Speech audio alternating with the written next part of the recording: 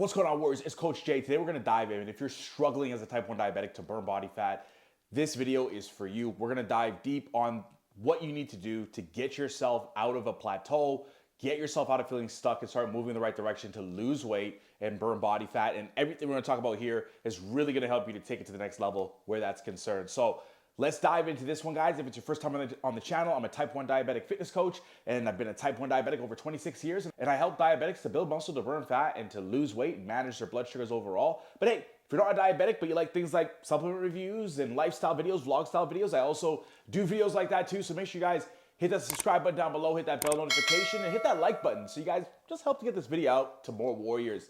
All right, let's just dive right into this one.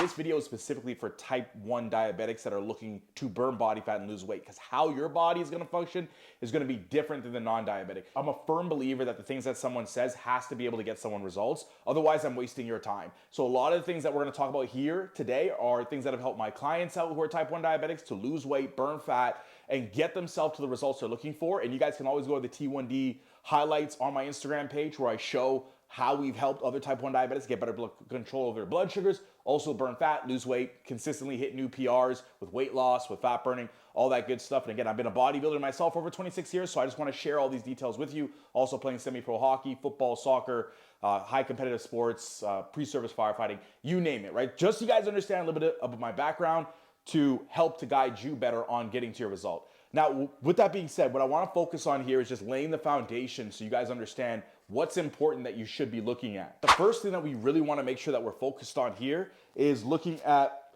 how insulin is administered in your body as a type 1 diabetic. Now, what we have to understand is your body takes an insulin differently. We take it in through our peripheral tissues. So that's muscle and fat. So we got our peripheral tissues here versus the non-diabetic, they're going to take it in through the pancreas. So when you take it in through the pancreas, you have this natural concert of how hormones interact in your body to help to keep blood sugar levels stable and also help with more muscle growth and make fat burning easier. Now, what you also have is insulin will get released from the pancreas, goes through the portal vein, gets to the liver, and then 30 to 40% in a non-diabetic goes towards the peripheral tissues of muscle and fat. But for you as a type 1 diabetic, you're getting 100% of that insulin that's coming from the peripheral tissues. And as a result, now you've got a little bit of a dysregulated system of insulin as a result of not producing it from your pancreas. And so your cells are going to be loaded with 100% insulin in those peripheral tissues. What that can do is it can lead to insulin resistance, higher levels of insulin, dysregulation, more fat gain. Because higher levels of insulin are associated with shutting off your body's ability to burn body fat efficiently. Now, it can also trigger more muscle growth, which is important, but we want to find the most efficient balance for yourself. That's why as a type 1 diabetic, I always say, lower the basal as much as possible to the point where it's efficient for you and it's not leading to higher or lower blood sugars. Because this way you can use insulin as efficiently and you're not taking more than you need, which we'll get into later on in our talk. Now, the other thing that's important for us to understand as well is muscle wasting.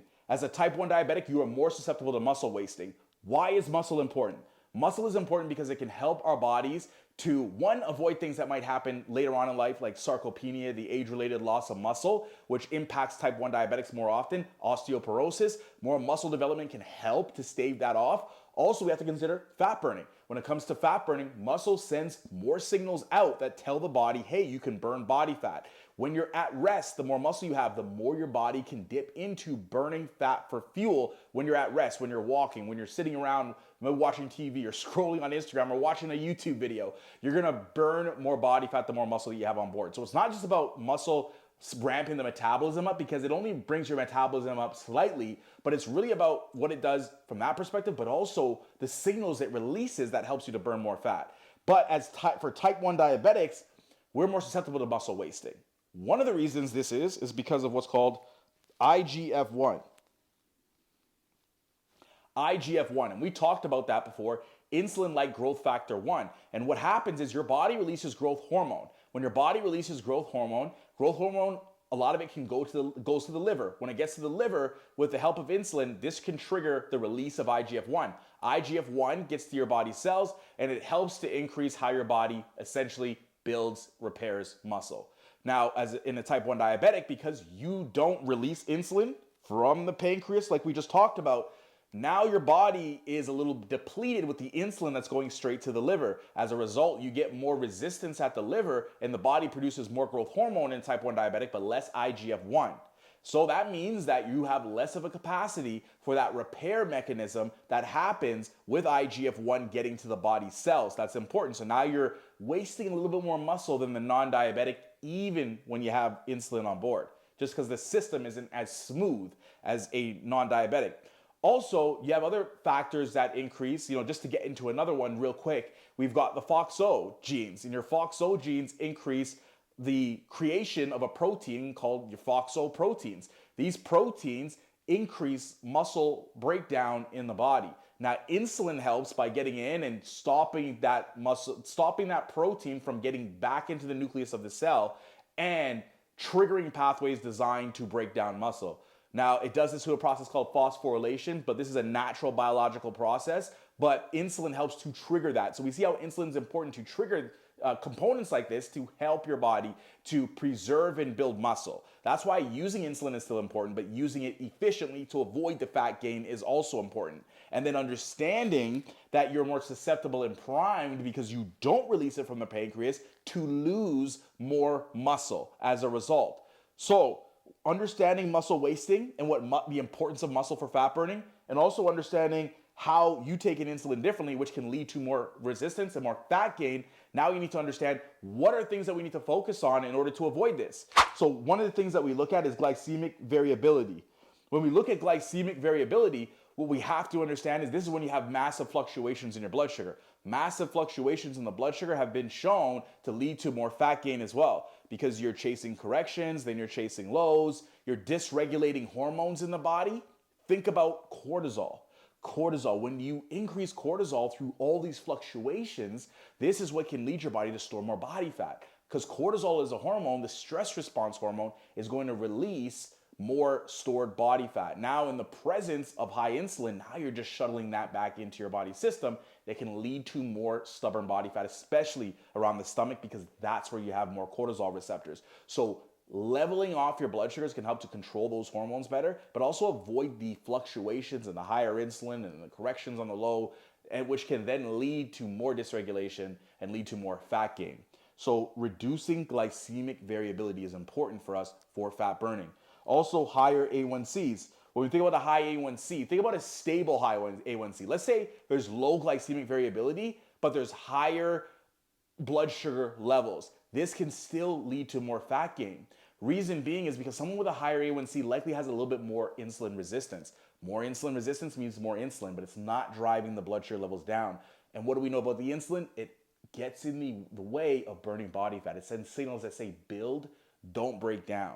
And so then that also becomes an issue. Another thing for us to consider is that with a higher A1C, you're increasing inflammation in the body. Your body is breaking down potentially more muscle. And when you have higher levels of inflammation in the body from higher blood sugar levels, this can lead to more resistance. More resistance, more insulin. Now you're just constantly in the position of taking more rather than taking less. So shoring that up with different training types, which we'll talk about here in a bit, is also going to be important. So we understand that it's important for us to control our blood sugar levels to keep that more stable, to avoid the inflammation that happens with higher blood sugar levels consistently, and the potential to break down more muscle as a result of having these higher blood sugar levels, because the muscles are not getting the nutrients they need through the help of glucose. So now the body starts burning down more muscle. So we want to avoid that because, again, muscle helps with more fat burning. Now we look at intensive insulin therapy. That can also lead to more fat gain. In the presence of similar calories, your body can still gain more body fat if you're on intense insulin therapy. So what that means, it's not necessarily that having a normal A1C will lead to more fat gain. It's in the presence of fluctuations, back to glycemic variability, where your body could lead to yourself to have more fat gain. Because now you're setting yourself up in a position where you're taking more insulin constantly. Maybe you have a low A1C, but maybe you have more fluctuation as well. So now you've got this fluctuation at the bottom where you have more hypoglycemia, which is now driving more cortisol up over time, which then you have maybe a fluctuation of a high here, more insulin. So in the end, you come down and you have a normal A1C, but because of the intensive insulin therapy to actually give you more than what you need, now you're in a position of storing more body fat as well. Remember what I said earlier? It's about taking as little insulin as possible while keeping your blood sugar levels stable. That's what's gonna help us to burn more body fat. What we also have to understand about that is basal versus bolus ratio. If you're on a pump, what studies are also showing us is that when you can keep that basal below 35% and the bolus making up the rest, that can also help to burn more body fat. So being able to manipulate the basal is important. Again, back to what I said about when you can lower the basal, lower the basal. When you can take some off, take some off. And there's ways to manipulate the body in order to do that, like fasting. Fasting can manipulate the automatic delivery system of your pump to give you a little bit less when you're doing that. So now it's almost like taking the firewall down to allow for more fat burning. Also, when you think about training type, now we talked about earlier, when we go back up to muscle wasting, we are more susceptible through muscle wasting to be losing more muscle. As a result, that can impact fat burning as well. So we want to focus on doing things like increasing mechanical stress. You do this through resistance training. When you increase mechanical stress, you send signals to the body that one can increase properties related to building muscle and also increase things like IGF-1, because you can release local IGF-1 in the muscles, even if it's not being released as much from the liver. So we see how we can manipulate our body through training type, resistance training, to help to build muscle, mechanical stress, to get us better to a result. Remember, when you're building muscle now, you release more signals that can help our body to burn more body fat. Also, you put yourself in a position where you can manage glucose better. Remember, in controlling insulin, being efficient with insulin, the more muscle you have, it's like having more suitcases to store clothes in. Otherwise, the clothes end up all over the floor. Just like glucose, the more muscle mass you have, the more you can store the glucose in when you do use insulin to make that process more efficient for yourself. So you see the importance, because a lot of people will just overdo cardio, and overdoing cardio will also break down muscle. Then you slam into a wall, you're not burning the body fat that you want. Cardio is important as well, but doing cardio after your workout so you don't jeopardize the nutrients like glucose that are going to be used to fuel your workout, since resistance training prefers to use glucose. That's why they call it anaerobic training, without oxygen. And your body prefers to use your glycolytic system through that process. The glycolytic system, glycolysis, carbohydrates, glucose, using that for fuel. That's what that means. So your body's gonna be more efficient at that. And then you can wait till post-workout to do your cardio when you can tap more into fat stores, right? And you can preserve the glucose for the resistance training. So we see training type and why resistance training is important. Then we got to think about calories and macros. No matter what we do, guys, we cannot override normal thermodynamics, right? Energy cannot be created or destroyed, just transformed from one form to the next. So when you're absorbing food, something's got to happen. It's got to go somewhere. And so if you're not using it right away, it's just going to get stored for later, for energy use later on as body fat. And so you got to think, if you are coming from a position now, because now we can tie it all together. If you're coming from a position of having fluctuating blood sugar levels and more lows, so now you're overcompensating on what you eat to get through a cardio workout, or you're overcompensating in the day to get through a low in the day, now you're overeating. But if you're not tracking, you don't know you're overeating. You think you're eating healthy or you're eating right, but you're not adding up all these components in the background with your calories that are taking you out of a calorie deficit. So we have to still look at the calories in terms of what are you actually eating.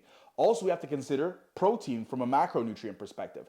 Macronutrients just make up your calories: protein, carbs, and fats. There's 4 calories for every 1 gram of carb, 4 calories for every 1 gram of protein, 9 calories for every 1 gram of fat. So we have to consider that. And when we do, we understand we need more protein in order to get us to our goal. So we have to be able to track our protein. 0.7 to 1 gram per pound of body weight minimum is a good starting point. This way, protein is going to help you to repair the muscle that you've broken down. So now we're putting these components together with calories, and a lot of people need to reverse diet with their calories. Because you might be somebody that's at a point where you've been in a calorie deficit, eating very few calories and nothing is happening.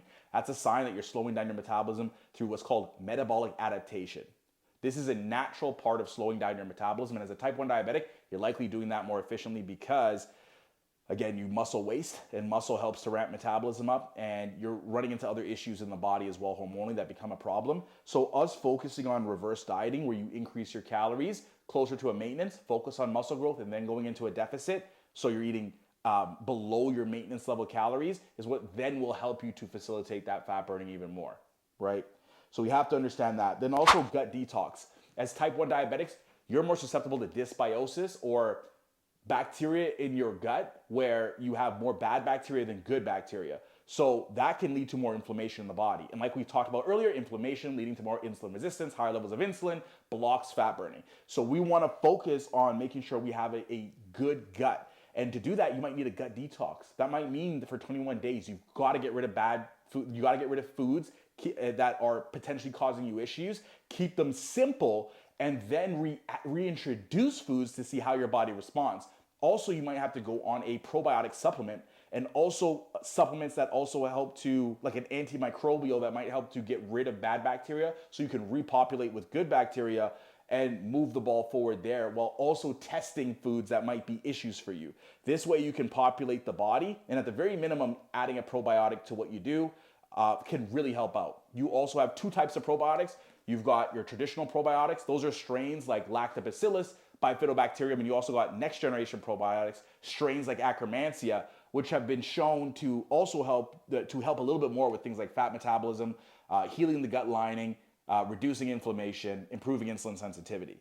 So when we put this all together, it's important for us to understand again how our bodies are different and understand key things for us to look at so we can really pair in, bring this whole web together when we understand the diabetes, the fitness, and the nutrition, and ways in which this can all come together. We talked about glycemic variability, diabetes, lowering that. We talked about muscle development, fitness, understanding how muscle can help us to control blood sugars and burn more body fat. Then we talked about nutrition, calories and macros. Where are you? Are you overeating due to lower blood sugar levels? Also understanding within that calorie perspective that you might have type 1 specific calories. What I mean by that is you might not need as much calories as someone else. You might need a little bit less on a maintenance, which I find has worked really well for my clients to start, because you have to understand with those extra calories you're taking in, you take a non-diabetic, they're taking a lot less insulin overall and using it more efficiently than you are with the same calories. So consider that as well with your overall calories. So now we're pulling all this together, diabetes, fitness, and nutrition, to find out more so what might work better for you. And this is be a great starting point for you, so you have more to look around the corner with to help to get yourself more efficiently to your goal and really get the results that you're looking for. All right, I hope that helped you guys out. We're gonna dive more into a lot of this information. We're just kind of touching the surface with this, but we can dive more into this information on this channel. So again, make sure you guys smash the subscribe button, hit the like button. If you guys have any questions, please leave them down below. I'll make sure I get to them to make sure you guys are good to go. It's Coach Jay. I'll see you guys in the next one.